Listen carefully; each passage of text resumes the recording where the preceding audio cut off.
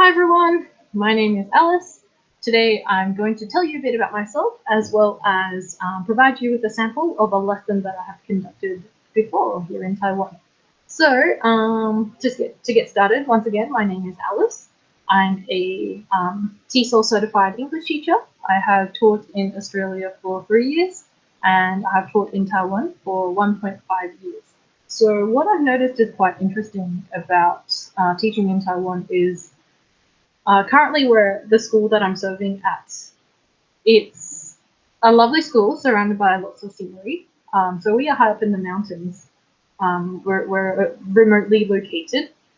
So the demographic of the students here, most of the parents aren't able to provide them with extra English classes after school, and neither are they able to assist them with the English homework inside the family. So the parents don't actually have much English capabilities to assist their own children.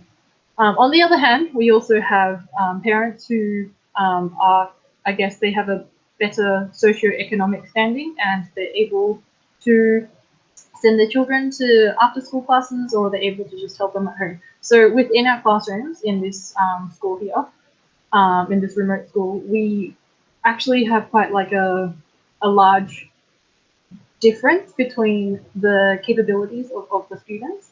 So we've got students who are like already know everything in the textbook and they can actually attending class is kind of pointless for them. And then we've also got students who like their textbook is missing half the time, and for them English is just not important because they don't see the relevance of it to their lifestyle. So for me, what I've been trying to do at this school and also teaching English in general, I tend to let students find the relevance of English to their daily life.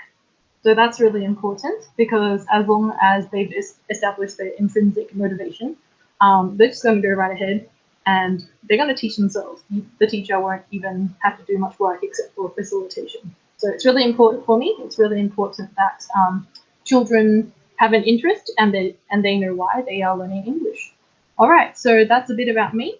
Now I will share my screen and show you a lesson plan that I have conducted for a grade 5 class before. Okay. All right, so here's the lesson plan. The lesson title is Genetically Modified and Injured Animals. So this particular lesson comes from a textbook syllabus where I've combined the units. So I've combined Unit 3 and Unit 4. And the reason why I've done that is because, like I said, some kids, their parents are able to assist them at home. So they already know everything in the textbook. But then they've also got other kids who are completely the opposite. They don't know what's going on. All they see are like, it's like, to them, it's like a gibberish. It's like, what is this? So what I do, the reason why I combine these units is so that everyone starts off at the same level within a class. Because this type of differentiated, I guess the differentiated levels that are in the class, it requires differentiated learning. And what I want to do is I want to let students who aren't as confident with English be able to start off at the same, almost at the same pace as the students who have already been taught everything in the textbook at home. Okay, so this allows both sides. So this benefits both sides. So capable English, people who are already capable in English, they will learn something new. And then the kids who don't have that extra help at home, they are able to start off afresh and not be judged immediately when they walk into the classroom. So, okay, so Unit 3 is how many lines are there, and Unit 4 is what's wrong. So in a nutshell, Unit 3 is all about, and mainly about animals and the quantity of animals.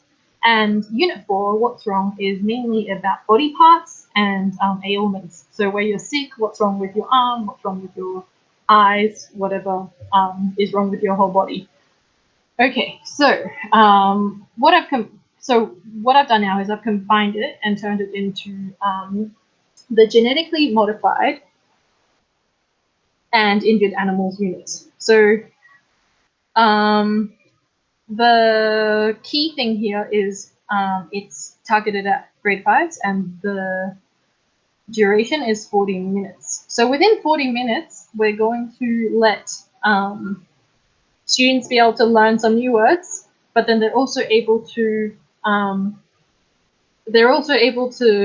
see what's already in the textbook and kind of make that connection between what's already in the textbook as well as something that it extends from. So this is an extension lesson. So this sort of lesson happens either at the start of the unit, of teaching the rest of the unit, or it happens at the end. So when it happens at the start, it kind of sets a grounding for what students are able to like see beyond the textbook. Like, so, oh yeah, the world of English is actually larger than life. It's larger than this particular book here. And if it happens at the end of all the classes, it's because they finished everything, and then I'm giving them something interesting to do. So it depends whether it happens at the start or at the end. It depends on which class it is and what the student combination is like. Okay, so the core skills we're focusing on today is listening and speaking. So reading, not so much today, not reading, and writing a little bit, but it's an extension skill. So writing assists with speaking and listening today. Okay, and the micro skills, we will have pronunciation and vocabulary. So learning objectives, students will be able to audibly comprehend, so that is listening, animals and quantities of body parts. And number 2, students will be able to verbally produce a sentence, so that'll be this sentence down here. They'll be able to produce this sentence, so they'll be able to say it, speaking, about genetically modified animals and their quantity of body parts. So let's get stuck into what this sentence pattern is. Let's give you an example. So if we start with genetically modified, then we can say the genetically modified monkey has 10 eyes. Okay, 10 eyes. The genetically modified monkey has 10 eyes. And if we choose injured, then we can say the injured lion, I guess lions get into fights a lot. So the injured lion has 1 eye. Okay, I'm just using the most simple body part at the moment. Okay, has 1 eye. Okay, maybe it injured itself. Okay, so the keywords that we will be focusing on today is injured and genetically modified. So these 2 words, today I'm not asking them to know how to spell them yet. Today they're just going to focus on how to pronounce them. So we're just learning vocabulary, and we're focusing on the pronunciation of them today. All right, so these are in Unit 3, the animal vocabulary from the textbook, Unit 3. And these are the vocabulary from Unit 4. So it's all the body parts. It's also got headache, runny nose, and headache. Oh, and I think this is I think that's actually another ache that's repeated. I noticed that. So they've got headache and runny nose, but I think it was tummy ache. That's right. Anyway, you get the idea. Okay, just tummy ache. Yes, okay. So we're not focusing on them today because these are illnesses, so they're sicknesses, so they're not much related to injury. Injury is like external, and sickness, I guess, comes from like internal reasons. So it's not that I won't be teaching these at all. It's just that they won't appear in today's lesson. These will appear in another lesson related to another field of knowledge. Okay, so that's it. So basically the lesson title is also the field of knowledge that students will be learning about. Now let's begin with the stages. So we always have a entry card. So entry card is basically like a warm-up, like a acknowledging that everyone is here. So let's go with roll and blackboard. So because recently we have been teaching virtually due to COVID-19, so I've decided to do this demonstration via Google Meet. However, the same elements kind of apply in real life as well. So this is my virtual blackboard. So in real life, in the classroom, I would also always write the date, get them to say the date. Today is, everyone together, today is the 10th of August, 2021. And they love saying 2021 because last year it was 2020 and they just needed to say 20 twice. And one is quite easy, so they've taken a liking to saying 2021. They actually fight over who says it first. And what I always do is I always then tell them about today's tasks. So number one, we have a sentence task. Number two, a drawing task. And number three, a drawing and speaking task.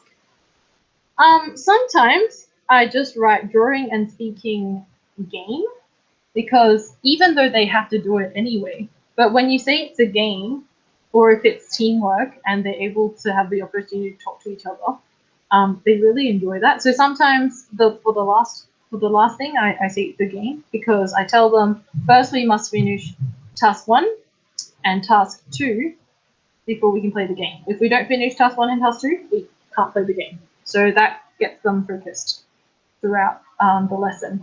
And this is what I tell them to do as well. So prepare animal document. So today we need the Jamboard document that I've already invited them and added them into the Jamboard. And number 2, whiteboard marker and the whiteboard. So the warm up, I will then call on. So this is just according to their class number. So not alphabetical order like in Australia, but so in Taiwan they do it according to when they enrolled in the school. Okay, so I'll say number 1, Kevin. So today's role, we are going to reply not with here, but we're going to say genetically modified. Genetically modified. So they don't have to know what the word means yet. The main thing is that they are willing to pronounce it because we would have already either spoken about it or I will, if they've forgotten, I will also recap at the start of the lesson, but now I just want them to focus on pronouncing this word. Okay, so genetically modified. So Kevin will say genetically modified, and then I'll give him 2 points. Okay, Ming, genetically modified. So he's already said it, also 2 points. Ray, genetically modified, and so on. So instead of saying here, they're going to say genetically modified. So that way, by the end of the roll call, everyone would have at least said it once, and it saves some time with practice as well. Okay, so here's the roll. Just close that document. Now, if we come back to here, so that's the entry card, which is marking the roll. That's all done.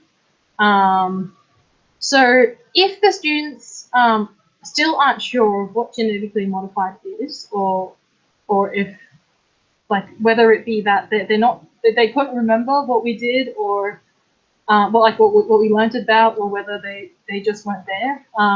In that instance, I will show them some pictures. So I'll tell them in very simple English. So this is an example of genetically modified. So this is not a real animal. This is not a real animal. This is a combination of a pig, a hippo, and an elephant. And all of these three combined together is going to produce meat for us to eat. Okay, so this is a new animal. It's together. This is a pig plus a hippo plus an elephant, and it becomes meat. So the reason why they're mixing the genes of these animals together is for us to eat. Okay, and this is a story. It's a Korean movie. Okay, and here's also something else. So also in terms of meat, so I won't mention what corporation this is because it might not be real either. So I'll just say genetically modified meat. So sometimes if you want more, I guess, chicken legs for eating, they'll produce chickens like this and tell them it's meat. So I won't necessarily say that this is right or wrong. I'm just going to tell them that, okay, well, some industries do that, but whether it's right or wrong, I guess that would be something that we can debate on in another lesson when that we're not focusing on this English content. Okay.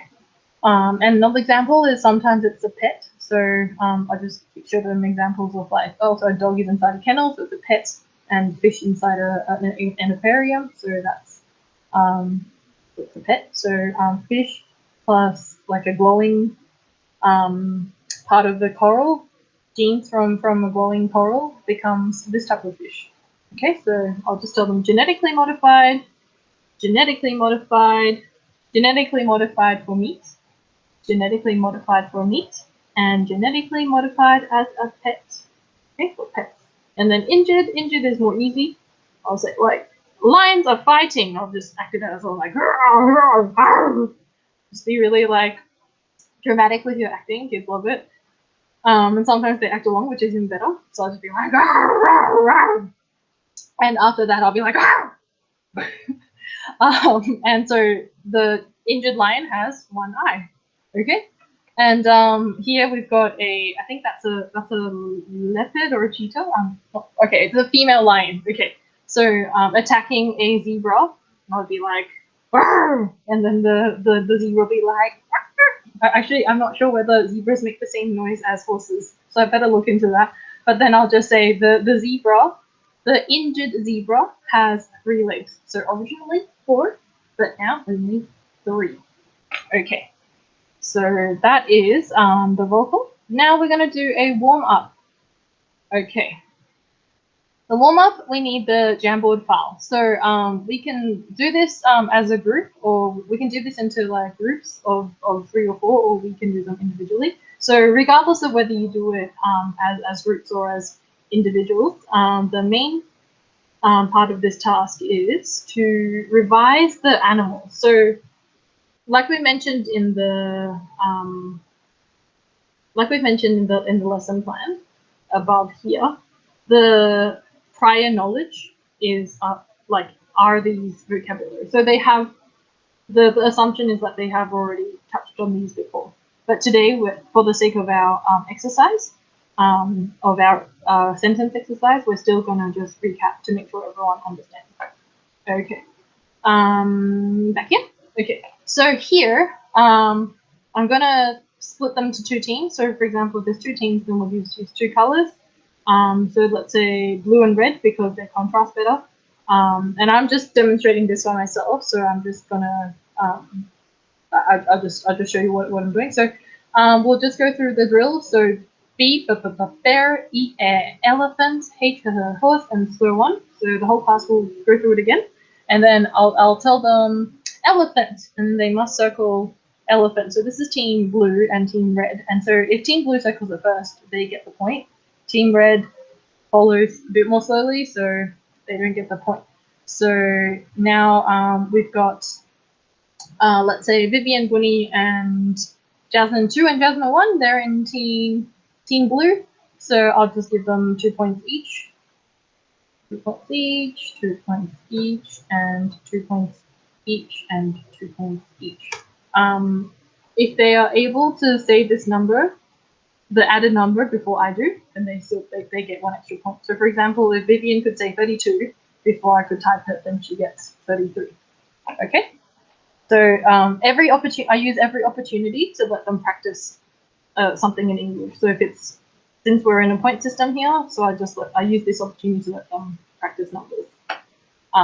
Okay, so for example, let's do another one. Let's say the teacher says zebra. Okay, so then they must circle zebra. So now team red gets the points. And you can also do this as individuals so that other people aren't waiting. If you're doing it as an individual, then as like an individual learning task, then allocate, let's say, because we've got a small class of 8 people, let's say 4 people, there's 4 colors here. Yeah, there's 4 colors here. So four people, 1 color each. And then the other students, let's say the top here, they have to circle. Then the bottom here, they need to take turns to say an animal. So that way, you give students a lot of opportunity to practice the pronunciation of these animals and body parts. Okay, so the same with the body parts here. So for example, let's say we've got 4 students, 1 color each, and let's say, okay, oh, feet. Okay, so they've already circled. Oh, actually, let's use green. That stands out a bit better. So let's say one of the students says hands. Whoever circles hands first. So let's say if it's Sean, then Sean will get 2 points. Okay, so only he will get the points now, not everyone.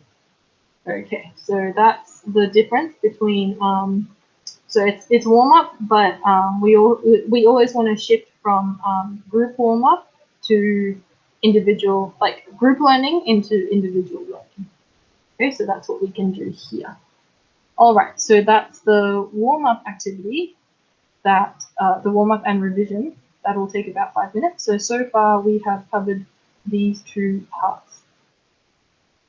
Okay. Now, let's get into the listening activity, so the close activity. We'll fill in a sentence pattern and show it to everyone. Okay, so here what we'll need is the whiteboard. So the whiteboard that I asked them to prepare. So I'll show them the sentence pattern, which I'll do here. Oops, new documents, here we go.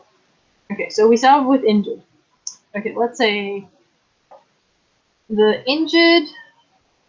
So here, because even though we do also want them to learn spelling, but it's not always realistic to ask students to have to like learn how to say something, remember the grammar, and then also be able to spell it out. It's not, I mean, some students can do that, but not everyone can. So in the event that not all students can, sometimes I just replace the word with picture first, and then if they want to know how to spell it, then in the event that the focus is on speaking and listening, then, well, there's no reason why they can't refer to the textbooks, because today they're learning mainly how to say it and how to understand it rather than spelling. So I'll say, let's say, the injured turtle has, okay, let's say, like, poor little turtle has, like, 2 legs, or 2 feet. Okay, yeah, turtles have feet. Has 2 feet, and okay, because turtles don't really have, I guess their arms are their legs, and turtles don't have ears, so I'm going to go I. Okay, and 1 eye. Okay, so the injured turtle has 2 feet and 1 eye. Then I'm gonna ask, yeah, I'll be asking students to, so if I give them as a sample, I'm going to let them write on their boards as well. So students will have to write the whole sentence. The injured, if they don't know how to spell turtle yet, they can just draw turtle in place of the word. Has 2 feet. So what's important here is the numbers. Get them to spell the whole thing out rather than just write the Arabic numbers, because that would be more correct for grammar. And also, most students should already know it. It's just that some students haven't had the chance to learn that at home. And 1 eye. So they'll just write it, and then they'll just have to hold it up, and show the teacher. So whoever shows me the fastest will get the point. The injured turtle has 2 feet and 1 eye. So if that's correct, then I'll say, okay, good job, Ray, or good job, Ming, and then they get the point. If for example, if there's like, if a student says this, so the injured turtle has 2 feet and 1 eye, so the quantity and the plurality is not correct, then I will just I'll show them. So 1. Okay, I'll write it with the. I'll also show them. I can show them also on the with the computer, but just because they've shown me via their whiteboard, it's just nice to reciprocate with the same medium. Okay, so I'll just say 1 eye. Okay, not one eye.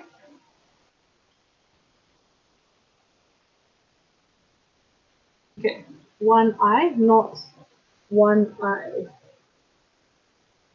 Okay, so I'll just cross that out. Okay, so I'll just tell the student. Let's say, for example, still and one eye. Okay, one eye, not one eyes.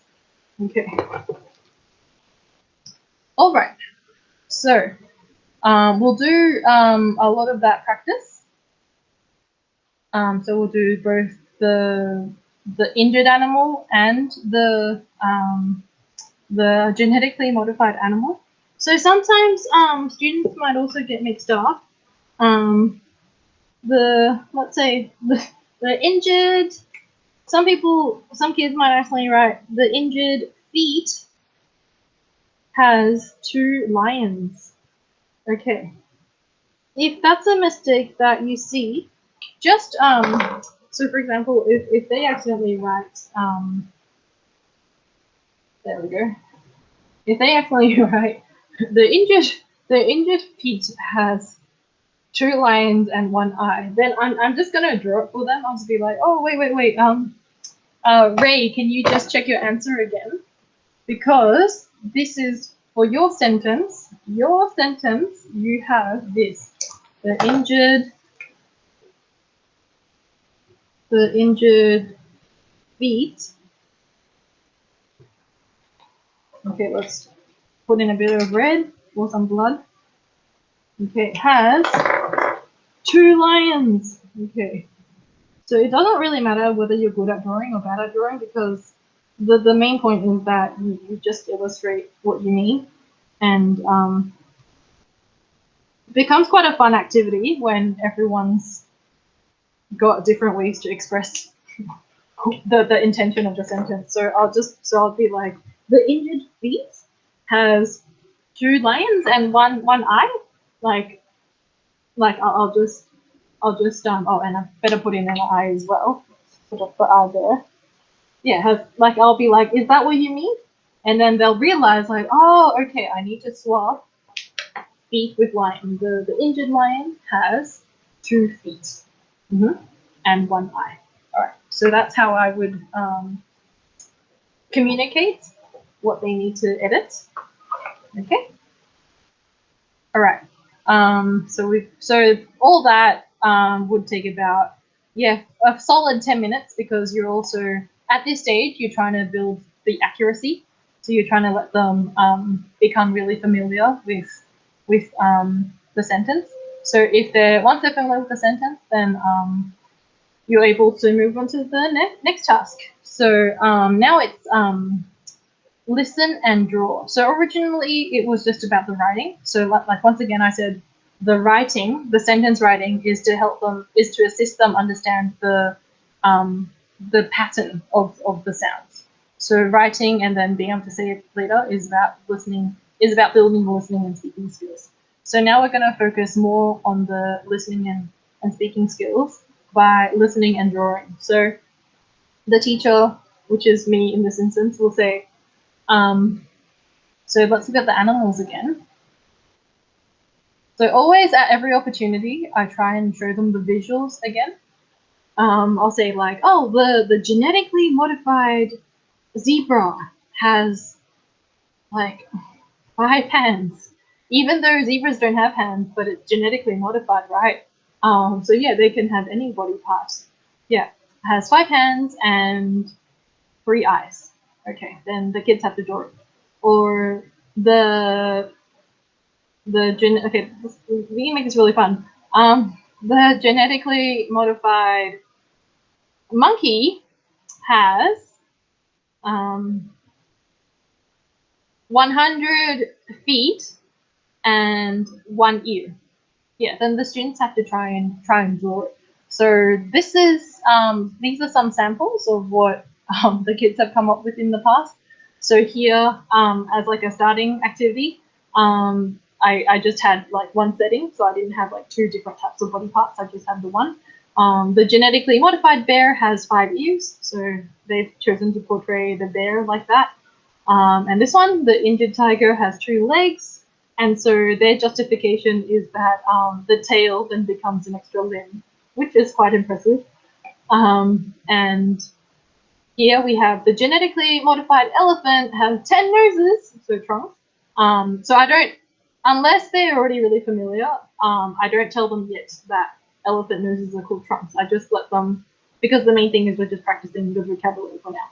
And no legs, okay, no legs. So they've just got the head of an elephant that's kind of bouncing around with all the trunks, all its noses. Mm-hmm. So this activity here would also take another 10 minutes just to let them become really solid with the content there. Okay.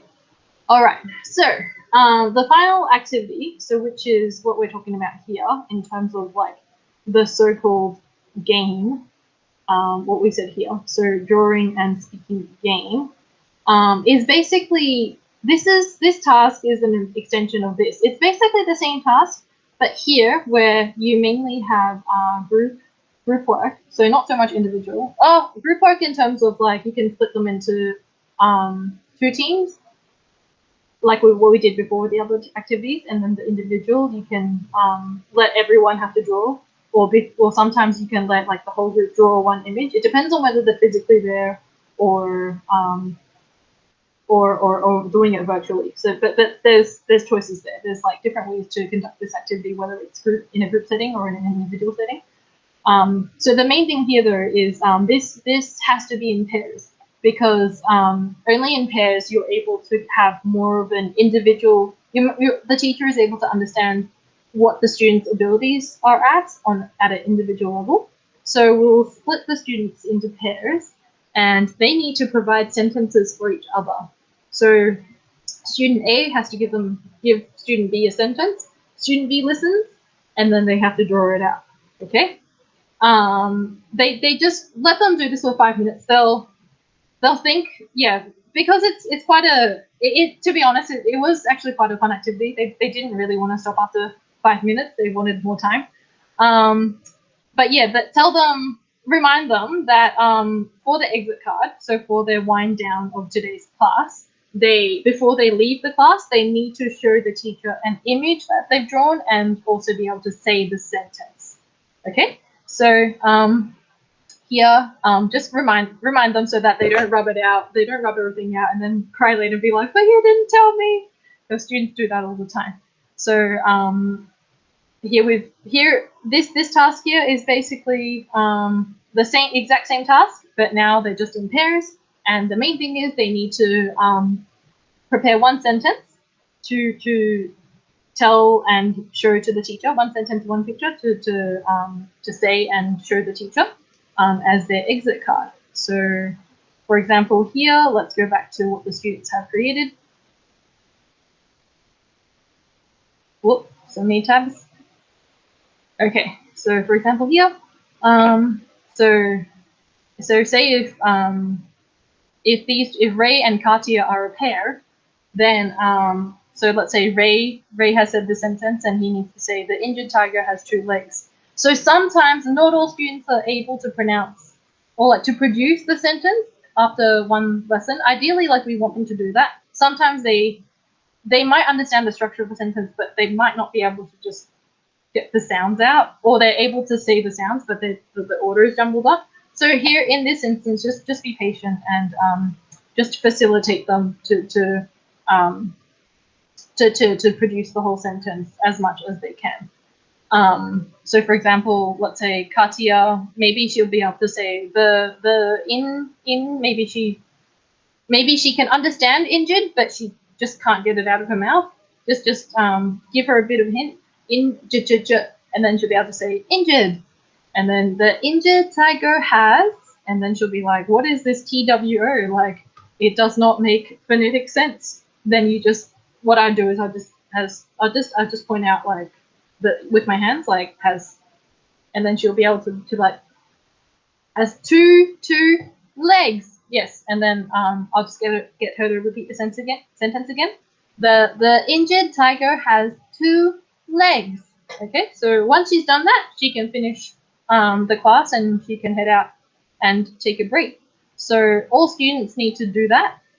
before they leave the class. So we leave 5 minutes at the end for everyone to have the opportunity to say something during class. Okay, so that wraps up the lesson plan for the lesson plan for this particular lesson of what we've done here. Okay, so in summary, basically, what I like to do is I like to let students be interested in English. I prefer for them to want to learn, not for me to force them into learning. So because if they want to learn, they'll actually want to do extra practice at home, whether it be like listening to music and kind of trying to understand what the lyrics are, or whether it be watching a movie and actually trying to catch the gist of it. So as long as students are able to be interested in English and understand why they personally want to learn English, then that will be one of the best things that an English teacher can do at the start of their learning journey. Okay, so thank you very much, and I hope you guys have a lovely day. Bye bye.